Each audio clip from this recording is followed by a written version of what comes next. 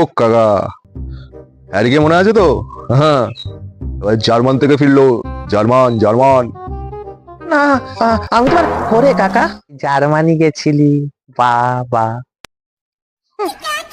আচ্ছা হরে, এই বলতো, এই জার্মানির লোকেদের কি বলা হয় জানো? জার্মান। আচ্ছা, আর পল্টু বলতো, ওই চীনের লোকেদের কি বলা হয়? কেন? চাইনিজ। আহ, আচ্ছা বলতো এবার, তাহলে ভারতের লোকেদের কি বলা হয়?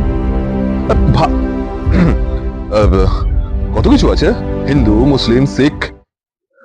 আহ ভারতে সব আছে, ভারতে শুধু ভারতীয়ই নেই।